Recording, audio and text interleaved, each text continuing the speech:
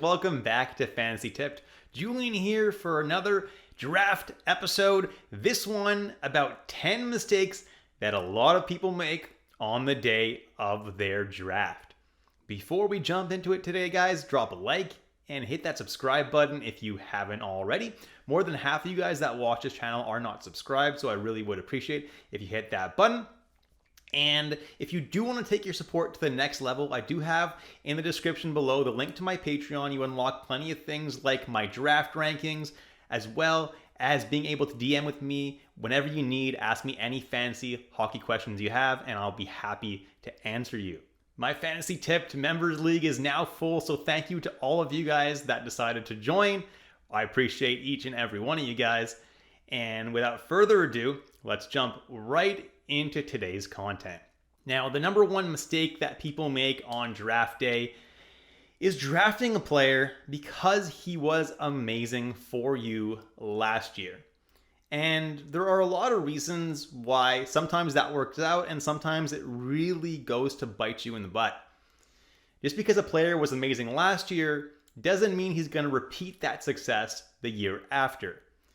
There's a lot of circumstances that surround players that if there's a lot of injuries, perhaps they were able to step up and do really well this year, or change a team, might switch things up for a player. So definitely be sure to tune into all my videos to know whether a player is actually going to be as good as last year, if not better, or potentially worse than last year. A good example of this is Alex Ovechkin, who was just absolutely phenomenal last year, was a top 5 player in pretty much every league. I know a lot of people aren't expecting him to be quite that good this year. I know I'm not. And just drafting him earlier than you should just because he was great last year is not a great idea. Ovechkin is going around where he probably should be going ADP-wise, and even then, I'm a little bit concerned. At number 2, taking too many early risks. Yeah, I don't like taking big risks early in my draft. I like taking some safe options that you know are going to actually pay off their ADP early in the draft. There's no use gambling with your second, third, fourth picks of the draft. Take some safe options that you know are going to put up some fantasy points for you for sure, and don't gamble. That's what later in the draft is for. Number 3 draft day mistake is drafting drunk. I know you guys may be attending draft parties or having a little bit of fun, but it's a very, very bad idea to draft if you're drunk. You're going to have to live with the draft picks you make the entire season, so it's better off to do it with a clear head. My number 4 draft day mistake is taking 2 natural centers early in your draft.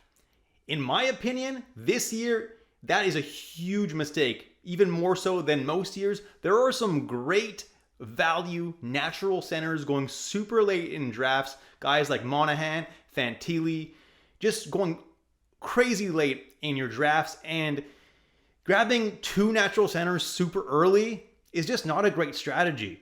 Grab other positions that you need, like defense and wingers, and save your natural centers for later in drafts. Obviously, this doesn't apply to guys like McDavid, McKinnon, Austin Matthews. Don't take those guys early, but save your second natural center for later. The 5th mistake that a lot of people make, including myself oftentimes, is waiting too long to draft defensemen.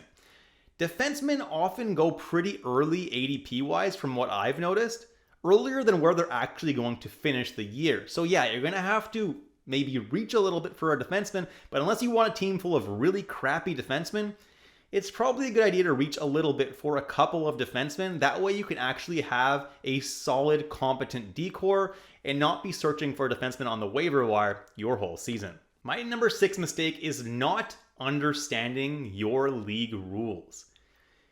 That is crucial, guys. There are a lot of different types of fantasy hockey leagues, and if you're new to this, please listen to this point. There are categories leagues, points leagues, and then there's leagues that don't have any peripherals at all, pure points leagues as they're called. So go ahead and check your settings. If it's a categories league, you're going to want to make sure to draft guys that have coverage for all the categories that you're playing with. If you're playing with a points league, you're going to want to check what categories are covered in your points league. Does it have hits? Does it have blocks? If so, there's a lot more options in terms of guys like defensemen or even bangers guys might be viable in your type of league. If you're in a pure points league, guys like Moritz Seider may not be so appealing so early in the draft because pure points, he's probably only going to get 40 to 50 points. And there are a lot of defensemen like Lane Hutson who are, probably going to put up a whole lot more points than that. So my rankings for defensemen for pure points league are going to be very, very different for my rankings in a league that counts a lot of peripherals. Number 7 draft day mistake is drafting players just to make a cool team name.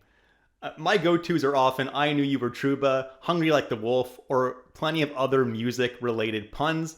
But I'm not drafting a guy just so I can make a funny team name like that. It's not a good idea. If you end up with Wolf or Trouba, great. But don't go out of your way to draft them early just to make that funny name.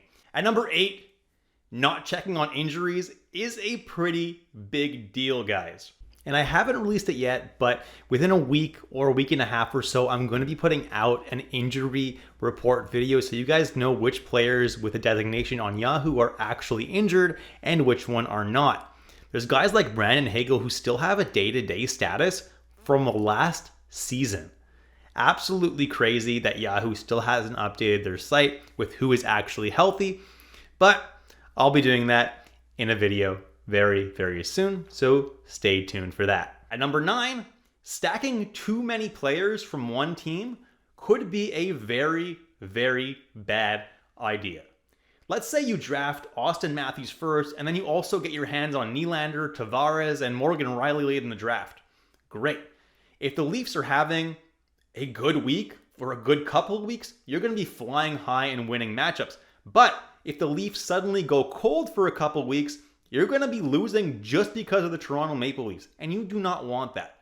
It's definitely good to diversify a little bit. 2 players, even 3 from one team could be okay if you have a big roster, but I wouldn't go too hard on any one team. And at number 10, it's playing it safe late in your draft. My number 1 point was taking too many risks early. My number 10 point is playing it safe late in your draft. At the end of your draft is when you want to be taking gambles. There's no point taking the safe guy who's going to get 40 to 50 points. Yeah, fine. You're going to get a floor there, but it's not super exciting. You might as well shoot for the moon at this point and shoot for guys that could potentially hit 70 points like an Adam Fantilli, guys like that.